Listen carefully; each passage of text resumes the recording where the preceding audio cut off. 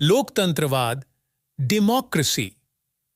यह विचारधारा लोगों के द्वारा, लोगों के लिए और लोगों की सरकार पर आधारित है, जहां सभी नागरिकों को समान अधिकार और स्वतंत्रता मिलती है। समाजवाद, सोशलिज्म।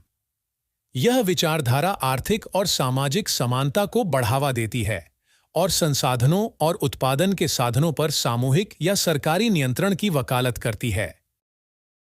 पूंजीवाद, कैपिटलिज्म। यह विचारधारा निजी संपत्ति और मुक्त बाजार के सिद्धांतों पर आधारित है, जहां व्यापार और उद्योग निजी व्यक्तियों या कंपनियों द्वारा संचालित होते हैं।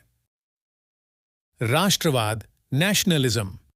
यह विचारधारा देश और उसकी संस्कृति, पहचान और हितों को सर्वोच्च मानती है और राष्ट्रीय एकता और संप्रभुता को बढ़ावा देती है। फांसीवाद, फैसिज्म।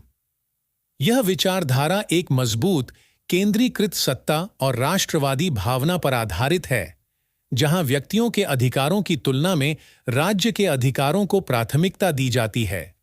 कम्युनिज्म।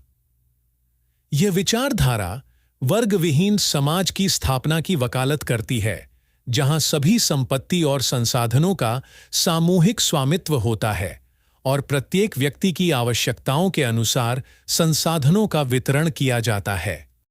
लिबरलिज्म। यह विचारधारा व्यक्तिगत स्वतंत्रता, मानव अधिकारों और लोकतांत्रिक संस्थाओं को बढ़ावा देती है और सरकार की शक्ति को सीमित रखने की वकालत करती है। अराजकतावाद, अनर्किज्म। यह विचारधारा सभी प्रकार की सरकारी नियंत्रण और सत्ता के खिलाफ है और समाज को स्वैच्छिक सहयोग और आत्म प्रबंधन के आधार पर संगठित करने की वकालत करती है। रूढ़िवाद, कंजर्वेटिज्म। यह विचारधारा पारंपरिक मूल्यों और संस्थाओं को बनाए रखने पर जोर देती है और सामाजिक स्थिरता और निरंतरता को प्राथमिकता देती है। प्रगतिवाद, प्रोग्रेसिविज्म। यह विचारधारा सामाजिक सुधार और न्याय की वकालत करती है और परिवर्तन और नवाचार के माध्यम से समाज को बेहतर बनाने का समर्थन करती है।